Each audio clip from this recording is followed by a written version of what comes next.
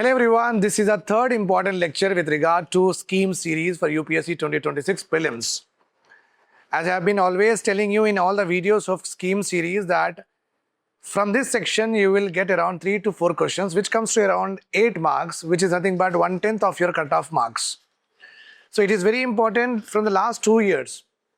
The schemes launched by the Union government, you have to study that in perfection, and that's what we are able to concentrate on our lecture series with respect to what schemes. Already 30 schemes I have discussed. Now we are having 10 more schemes. So the playlist is there in the YouTube channel. You can go through the playlist, take out your pen, take out your book. It is not even more than 4 hours of work, but you score good in the examination. You never know, instead of 3 questions, they may ask you 5 questions also, or they may ask you a concept and also relate it with the scheme also. Okay, you may get around 7 to 8 questions on the basis of what schemes. Okay, and it also helps you to develop the mains answer writing. In the mains answer writing, they are asking you what is the way forward. So agriculture way forward will be what? The schemes. MSME way forward would be what? Schemes. Right? Telecommunication way forward would be what? Schemes. So schemes play a major role in the mains answer writing also. It helps you to structure your mains answer. That's the reason you should be very thorough in the schemes. Today we'll be talking about India Cooling Action Plan. I don't have to tell you because whole of India is going through this particular, you can say that, stress. I don't say it as a disaster because you cannot work out if that is the case. Okay, but heat waves are very, very severe in our country, and it has also been very intense also. And there has been, many of the state governments have given what? A proper circular has been given, a guidelines has been given. So what we have to do when this kind of heat wave or the severe temperature situations are there in our country. For that purpose, the government of India, specifically state, also launches a lot of measures with regard to how to mitigate this heat stress, and also it's a community driven platform scheme also. So India's Cooling Action Plan, ministry is very important, Ministry of Environment, Forest and Climate Change, very, very important. Every scheme, ministry, you should be remembering that has been a common method of asking by the UPSC examiners. What it is? To provide sustainable cooling and thermal comfort. Thermal comfort means with regard to the high temperature, you should be living comfortably. That is called as thermal comfort. To provide sustainable cooling. Sustainable means this comfort given by the government with regard to adapt the temperature, higher temperature. It has to be not in the 2026, it has to be even in 2027, 2028, it should go on, and the cooling measures, whatever are taken, has to be received by each and every one of us.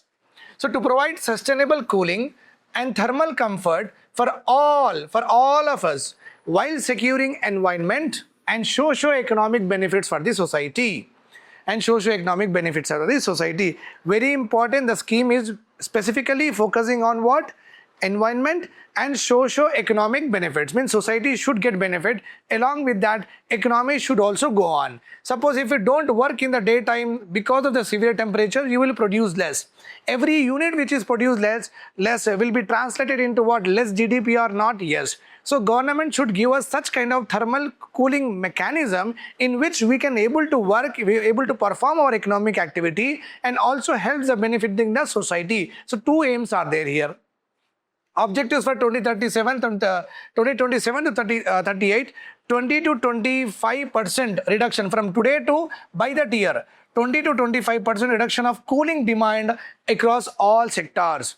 Means you have to go for afforestation, you should not be using AC, etc. So cooling demand should come down by 20 to 25%. Reduction of refrigerant demand by 25 to 30%.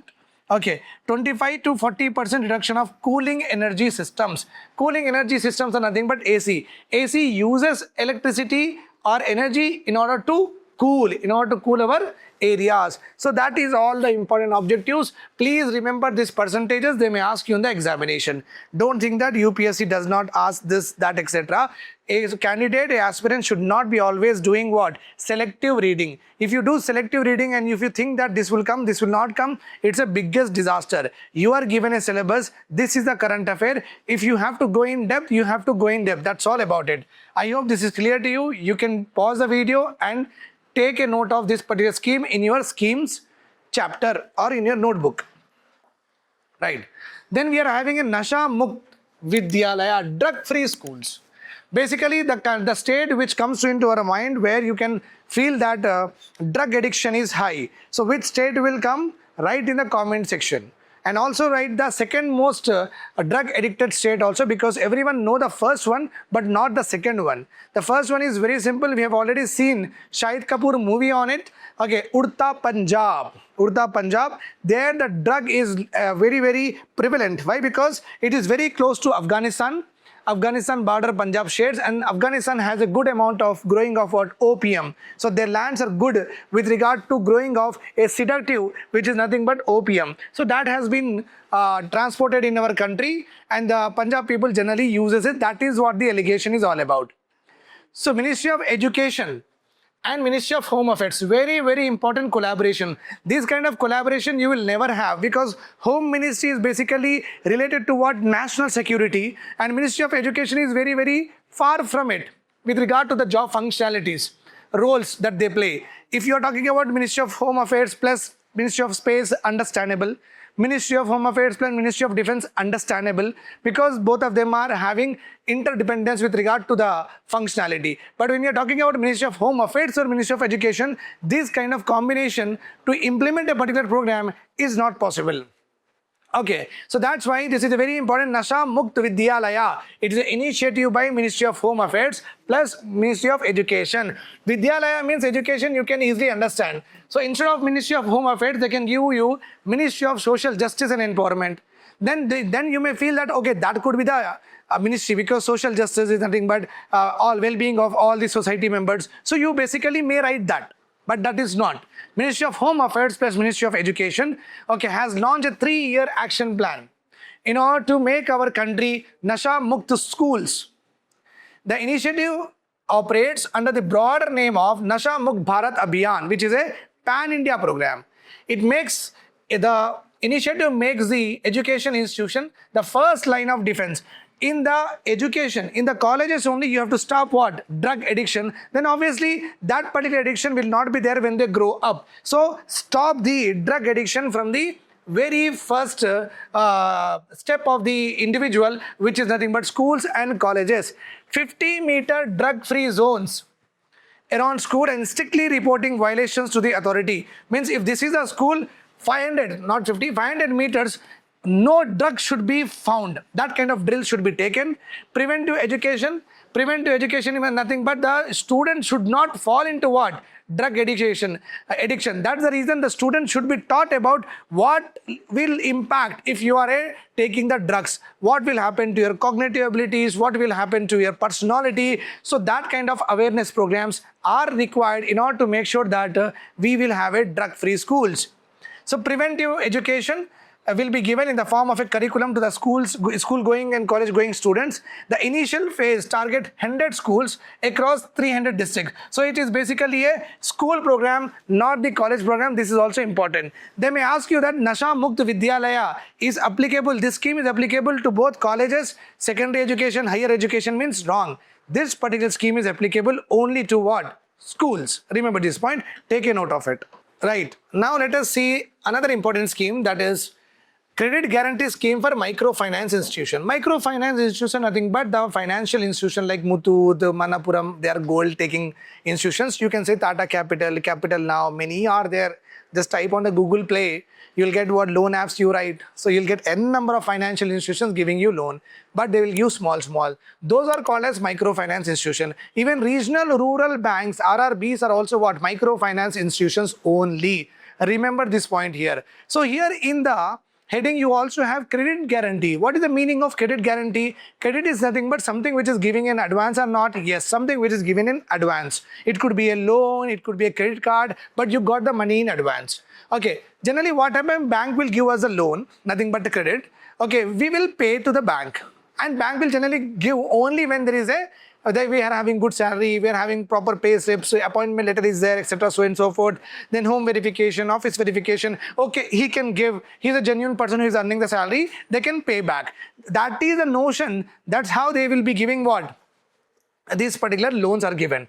Getting my point here? So when this particular credit, suppose government says that if the government gives government tell to the public sector banks and say to them that you give loans, if they default on the loans, we will guarantee that particular loans. Suppose I take a loan from any of the NBFCs or any of the from regional rural bank. If I take a loan, if I am unable to pay to them, the government said that no need to worry, Mr. Banking institutions, we will guarantee the loan amount that you have given. That is called as what? Okay, credit guarantee scheme for microfinance institution. It is 2.0, already 1.0 was over. Department of Financial Services, the nodal department which actually implements this particular scheme. Launched in March 2026, very important. Okay, and how much amount of money is injected in this guarantee scheme? Credit guarantees in 20,000 crores. Okay, and under this microfinance institution size, 80% of the loan amount from this 80% will go for small MFIs, microfinance institutions, Dhanalakshmi microfinance, like that will be there across our localities. So 80% of the 20 crores will go for what? Small MFIs, 75% will go for medium, and 70% will be going for what? Large. Nodal agency already, National Credit Guarantee Trustee Company Limited, very, very important institution. This may come as one of the statement in your MCQs. Eligible lenders, who will lend this microfinance institution, who will lend the loans, who will lend the credit to the microfinance institution means, okay, scheduled commercial banks means even the scheduled commercial banks comes under what? We are having private banks, we are having what? Public banks. I hope this is clear to you. Let us go ahead in our another scheme. Prarambh means start. Policy reform and responsible action for Mission Viksit Bharat. What is the year the government of India has fixed for the Viksit Bharat completion? It is 2047. 2047, India wants that India to be a 5 trillion economy. That is one of the important objectives with regard to the Viksit Bharat 2047. Why we have kept 2047 as the year of Viksit Bharat? Because 1947 we got independence and 2047 is a 100-year celebration of our independence. That is the reason by 2047 we should become a Viksit Bharat. Viksit Bharat is nothing but developed country. Developed country is nothing but just imagine Germany, France, Spain, Italy, UK, America, Australia. So that kind of infrastructure we are going to build, that kind of technological landscape we are going to build, that kind of skill set that we are going to build, that is called as what? With all basic necessities we are able to fulfill without any foreign country dependence. That is called as developed state. That is called as what? Developed state. So the Union Minister for Finance along with the Central Board of Direct Taxes have launched this particular initiative called as Prarambh. It is a nationwide awareness program. It aimed at familiarizing citizens with the provisions of Income Acts of 2025 set to come into effect on April 1. Okay, 2026 only. So in this, basically, if you want to make all of your family members well off, then what you have to do, you have to pour money in that house for the rent, for the owning of a house, for the infrastructure, etc. So and so for table, shades. Okay, you won't need a geyser, showers, you need all of that or not? Yes. Then everyone will be well off, even including what educational and medical expenses included in that. So if Viksit Bharat to be achieved, Government of India requires large amount of money. So that's why under this particular Prarambh initiative, people are making aware of what Income Tax Act so that they will pay the tax on time, so that government get good amount of money in order to carry forward the welfare initiative. A chat box called as Kar Sathi. Okay. It offers real-time accessible assistance for taxpayer queries, reducing dependency on official. You just type on the car, go to the Google and type what? Kar Sathi, and just write down in that I am earning annually 5 lakh rupees, what is my tax? So it will calculate and give you the real-time solution queries. Okay, if I am in the state, what are the exemptions? What are the exemptions with regard to my income tax that I can avail? You just type in that Kar Sathi portal, you will get all the queries solved. So without going to the office, without contacting what? The officials, government officials or tax officials, you are able to solve your queries. So your burden will be less. Okay, your energy spent on that particular work will also be less. A very good initiative for every one of us. Right, now we are having coconut promotion scheme. It is a very important drink because this is summer. So have a lot of coconut water that will cool your body inside. Announced in Union Budget 2026. It is a new scheme that was launched in this year only in February. It is central sector scheme. This point is important for the examination. They may ask you instead of central sector, they may put it as central sponsored scheme. It's not central sponsored scheme. It is a central sector scheme. Aim to, what is the purpose of this scheme? To enhance India's coconut productivity. Enhance India's coconut productivity, quality and value addition. Quality and value addition. Budget allocation is part of the broader 350 crore rupees has been allocated for the high value crops like coconut, cocoa and cashew. Cashew is nothing but kaju. Okay, for these three crops, high value is nothing but 1 kg will be like 2000 rupees. That is 1 kg of rice will be 45 rupees. Okay, that's why the crops with the same quantity gives you lot amount of money. Then we call such crops as high value crops. Remember this point. India has emerged as world largest producer of coconuts, contributing about 30% of the global coconut production and majorly going towards Kerala and I guess Karnataka. The key producing states are Kerala, Tamil Nadu, Karnataka, Andhra Pradesh and West Bengal are the key producers of what? Coconut. Remember the first three states, that is important, and if you write your state examination, you should know the state also for your state examination. Okay. I hope this is clear to you. Very easy scheme and very new scheme. Please remember this. Now let us go ahead with Talash initiative. Talash is nothing but is a Hindi word which means search. Okay. It's the first national level initiative focused solely on tribal student holistic development. Tribal student holistic development means overall development of them. So in tribal, the full form of Talash is T means tribal, A means aptitude, L means life, skill and self-esteem hub.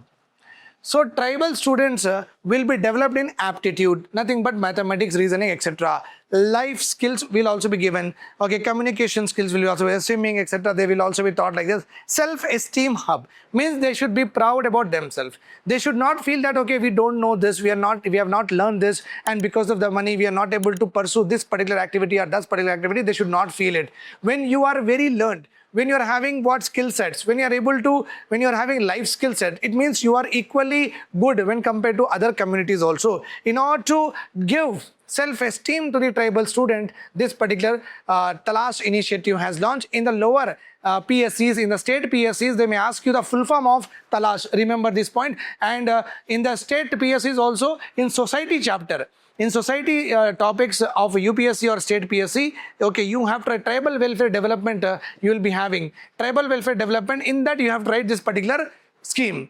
Nodal ministry is very simple, Ministry of Tribal Affairs, launched by National Education Society for Tribal Students. With this is very important, in collaboration with UNICEF.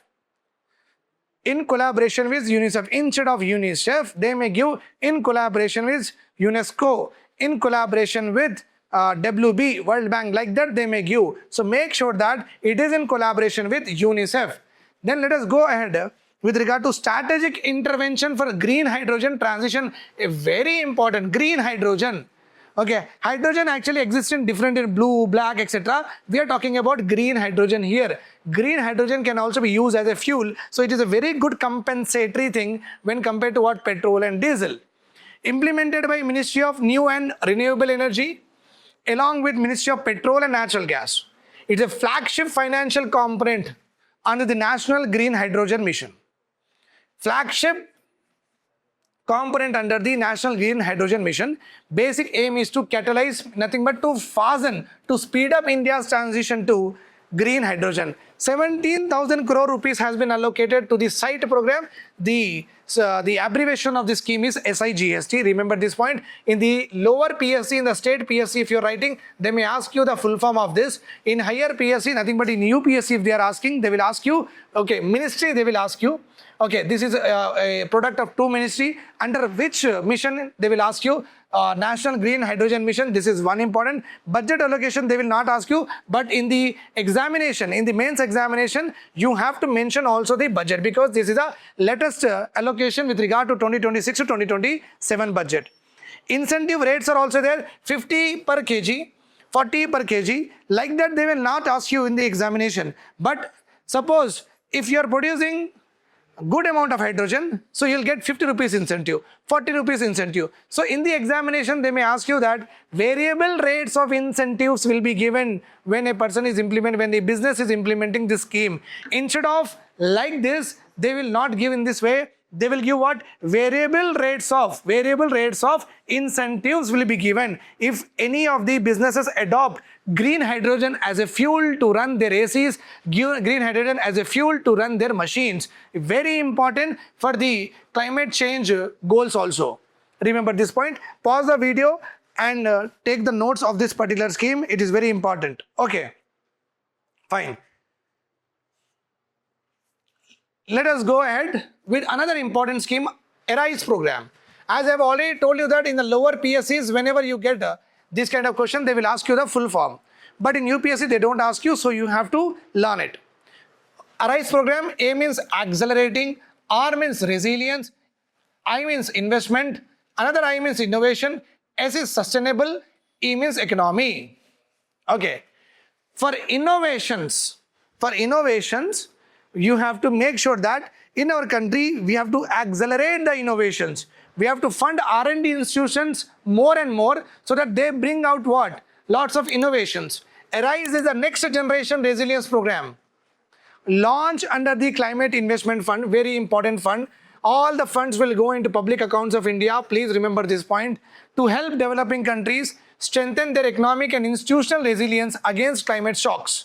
Climate shocks, now India is suffering from what? Climate shock or not? Yes. Why? Because in India is facing a severe heat waves. It's a climate shock to us. In Nizamabad district, okay, in Telangana Nizamabad district, okay, my state I am talking about, it is touching to 48 degrees centigrade. The people over there have never experienced, nor the animals have experienced. All of them are in what? Complete stress, complete state. So this particular climate fund, from this fund, okay, money will be taken out, afforestation will be done in the X roads, in the junction roads, tree plantation will be done, okay, green shades they may create, so that what will happen, we'll get some breather with regard to the climate shocks. So this climate investment funds will be used for that. Launched by Climate Investment Fund, a multilateral climate finance mechanism launched by World Bank. Again, a very, very important word here, a statement that can be replaced, interchanged. Initial funding is $100 million. Okay, coming from Germany and France, Spain are contributing to this particular fund. Let us go ahead. Right, now we'll talk about another important initiative called as Navya Initiative, launched on June 24, 2025. It's a joint effort by Ministry of Women and Child and Ministry of Skill Development and Entrepreneurship.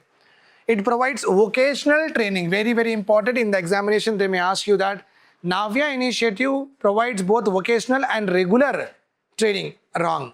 Regular education. It provides only what? Vocational training. Launch is very important. Okay. Ministry of Women, Child and Development and Skill Development and Entrepreneurship.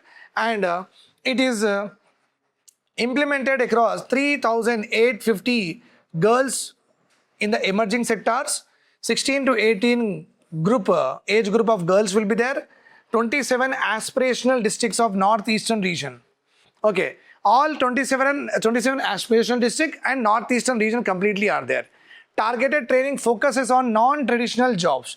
Okay, plumbing is a traditional job, carpenting is a traditional job, fishing is a traditional job, handloom making is a traditional job. So under this particular vocational training, traditional jobs training will not be given. Modern training will be given. Means how to operate Adobe, how to use the Canva, how to do the editing, how to what I say is that manufacture a new product, okay, glass for the mobile phones, okay, the screen guards, etc. That particular training will be given to the girls so that they can be self-empowered when they grow up.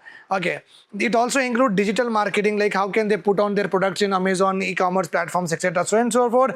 IA and artificial intelligence enabled services, how they can avail, like ChatGPT, like OpenAI's, cyber security, drone operations, if they're able to do, they can be using that for the purpose of what? Marriage functions, etc. So and so forth. And solar panel installation, this kind of trainings will be given. So girls will come, the women will come in the future, and they will do the solar installations on your rooftop. What else you want? That a very, very empowered society of the girls, that what we desire in our country, which is suffering from heavy patriarchy. Then the last important scheme that we are having is Battery Aadhaar Initiative. The initiative aims to track the full life cycle of batteries. Full life cycle of batteries. From the manufacturing, battery is manufactured, I will use it, then we will recharge, we will have the second life, and finally we will dispose of if it is not giving us good amount of duration. Okay, so this we also have battery management, waste management rules are there, often referred to as battery packed Aadhaar number. Okay, we call it as BPAN. Indian government backed project to assign unique 21-digit ID to every electric vehicle battery from end-to-end traceability. So one vehicle, one battery. So if the battery is found, means it is ultimately the owner, the vehicle will also be found easily. It utilizes blockchain technology for tamper-proof of data logging and integrates with battery management system for AI-enabled diagnostics. You don't need to know that how they are doing it. That is not our work. How we are using it, that is more important for the bureaucrat to know. I hope this is all clear to you. We are done with the lecture number 3 with regard to current affairs. I'll come with 4 and 5 very soon. Have a nice day. Bye-bye. Do call to Abhyas Ias Academy on the given below numbers and find out the new UPSC courses that we have launched, and also attend the demo sessions in our institutes every other day in the morning 9 a.m. Thank you.